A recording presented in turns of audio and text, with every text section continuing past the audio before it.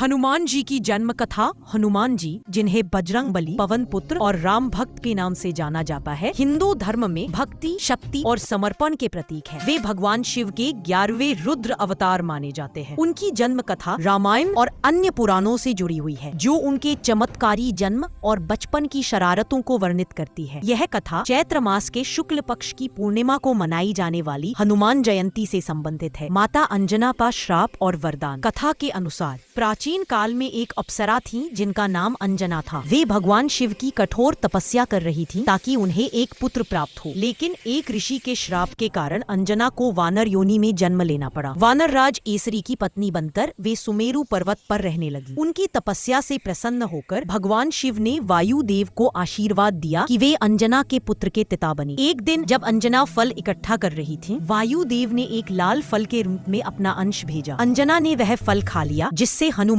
जी का जन्म हुआ। केसरी और अंजना के घर जन्मे इस बालक को वायु पुत्र कहा गया और यही कारण है कि हनुमान जी को पवन पुत्र कहा जाता है। बाल्यकाल की शरारतें और चमत्कार। हनुमान जी का जन्म चैत्र शुक्ल पूर्णिमा को हुआ था। बचपन में वे अत्यंत शरारती और बलशाली थे। एक बार भूख लगने पर उन्होंने सूर्य को फल समझकर निगलने का प्रयास किया, लेकिन वायुदेव ने हनुमान जी को बचाया। इससे हनुमान जी अमर और अजर हो गए। उनकी माता अंजना के श्राप से मुक्ति भी इसी जन्म से हुई। हनुमान जी ने वानर जाति में जन्म लिया, लेकिन उनकी शक्तियाँ दिव्य थीं। वे उड़ सकते थे, पहाड़ उठा सकते थे और राम भक्ति में निपुण थे। यह कथा हनुमान जी की भक्ति और शक्ति की नींव रखती है, जो रामायण में उनके पराक्रम को दर्शाती है। आगे की कथा तो इससे भी रोचक और भक्ति को समर्पित करती है।